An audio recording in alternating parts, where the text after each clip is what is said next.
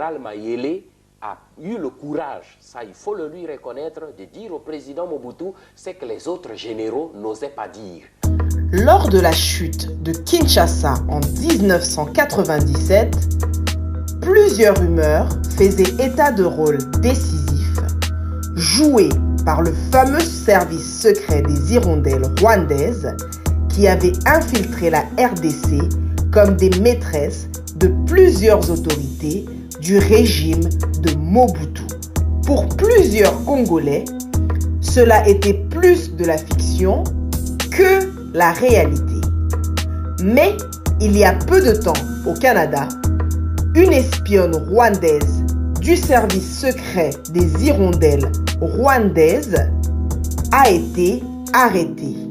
On vous raconte maintenant la troublante histoire de Nadège. Nadège, c'est une jeune Rwandaise, elle avait de super bonnes notes, a décroché une bourse pour venir étudier ici au Québec, mais juste avant de partir, elle comprend que la vraie mission que lui a réservée son gouvernement, ce sera d'espionner ici. L'espionnage, on l'associe souvent à de grandes puissances comme la Russie ou la Chine. Pas un pays comme le Rwanda. Bureau de l'Agence canadienne des services frontaliers à Montréal. Un agent interroge une Rwandaise. Ce qui suit est une reconstitution des faits à partir des transcriptions de cette audience.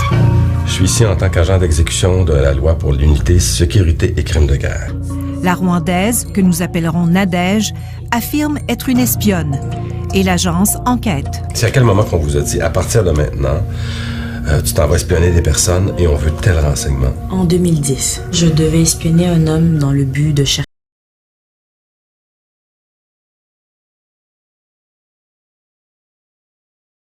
personnes-là qui se sont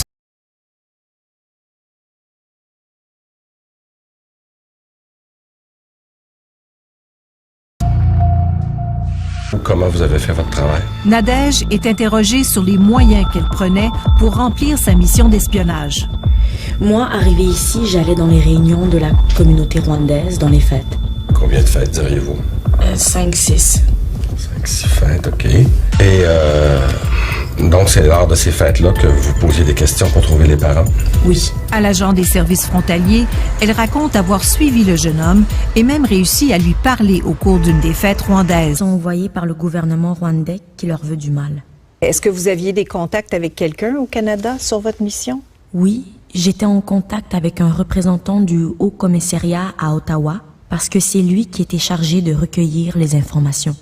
Vous alliez le voir à Ottawa ou? Non, c'est lui qui venait me voir. Finalement, Nadège réussit à découvrir dans quel pays se trouve le couple recherché par le gouvernement rwandais.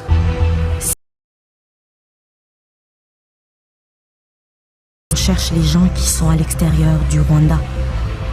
Et j'ai commencé à me demander, mais qu'est-ce que je fais? Si je continue, ils vont être tués à cause de moi. Des exilés rwandais auraient été ciblés parce qu'ils en savaient trop sur le régime. Seth Sendashonga sera l'un des cas les plus célèbres.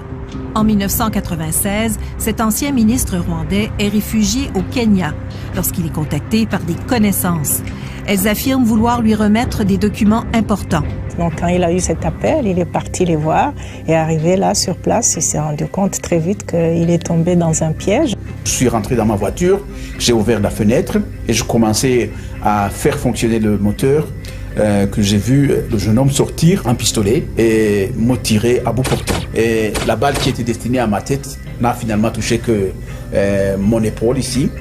Un homme est arrêté dans la toilette d'une station-service, pistolet silencieux et 13 cartouches à la main. Un membre de l'ambassade rwandaise au Kenya. C'était vraiment une situation très très grave. Un diplomate qui est impliqué dans une tentative d'assassinat dans un pays étranger. Le diplomate ne fera jamais face à la justice puisque le Rwanda refuse de lever son immunité diplomatique. Seth Sendashonga, un défenseur des droits de la personne, un Hutu, s'était joint au groupe de rebelles de Paul Kagame dans les années 90. Plein d'espoir. Lorsque le parti de Kagame arrive au pouvoir après le génocide, 2017 est nommé ministre de l'Intérieur. La photo là, ça c'était son portrait quand il était ministre. C'est sa photo officielle. La photo officielle. Sa femme, Siri, est une citoyenne canadienne qui a longtemps vécu à Montréal. Siri raconte qu'à l'époque, son mari déchante rapidement. Il reçoit un nombre croissant de rapports sur des crimes commis dans les mois qui ont suivi le génocide par l'armée de son gouvernement. C'est là on sent qu'ils obéissent à des ordres bien clairs et bien ciblés d'éliminer la population. C'était vraiment une politique délibérée d'assassiner la population, surtout la population Hutu. Il accumule les preuves contre le régime. Il devient de plus en plus dérangeant. Parce que les gens qui savent que je sais ce que je sais continueront à avoir peur de moi. Je suis prêt à ce que tous les sacrifices soient consentis pour cette noble cause. Cette dernière phrase va se révéler prémonitoire. Le 16 mai 1998, Setsenda Chonga sera l'objet d'une deuxième attaque et cette fois, il n'y survivra pas. On vivait avec cette possibilité, mais en se disant toujours, on espère que ça ne va pas se passer. Mais l'idée qu'il allait être comme ça, assassiné en plein jour, en pleine rue, c'était impensable. Après une enquête bâclée au Kenya, 3 hommes sont accusés, puis acquittés. Donc je pense que son assassinat a été vraiment une onde de choc. Ils n'hésitent pas de tuer leurs opposants d'ailleurs de la paix.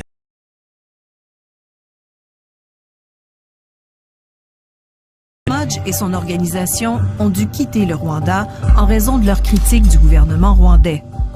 Human Rights Watch a enquêté sur de nombreux cas de menaces, de torture, de disparition ou d'assassinats au Rwanda, mais aussi à l'étranger. Au Kenya, en Ouganda, en Afrique du Sud et même en Grande-Bretagne. Et malheureusement, il y a d'autres cas où on soupçonne. On a vraiment les indices disant que l'État rwandais est lié, mais on n'a pas de preuves et on peut pas prendre position. En 2014, les journalistes canadiens Judy River et Jeffrey York ont obtenu ce qui s'approche le plus d'une preuve de l'implication de l'État rwandais dans des complots d'assassinat d'opposants à l'étranger.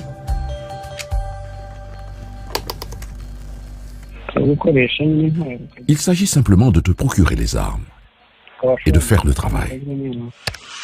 Nous sommes en 2011. Il s'agit d'une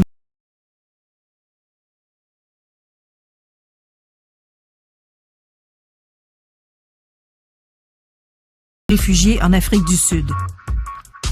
L'officier fait semblant de collaborer et enregistre en secret les conversations. La méthode n'a pas vraiment d'importance. Ce qui importe, c'est de compléter le travail. Ils sont clairement des terroristes. Le Rwanda était prêt à payer $1 million pour tuer les cibles. Ils discutent comment approcher, comment embaucher les gardes-corps de ces messieurs, infiltrer le milieu et comment trouver des armes et les munitions. Mais ce que je te dis, ceux qui ont fait ça ont été bien traités financièrement. 2 ans plus tard,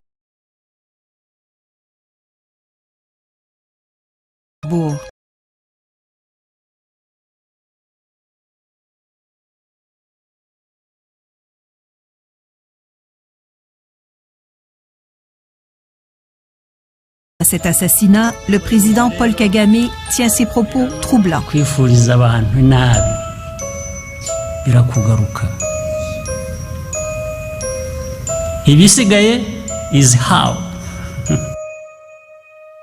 Konzo Force vous fait un cadeau spécial pour la fin de l'année 2019.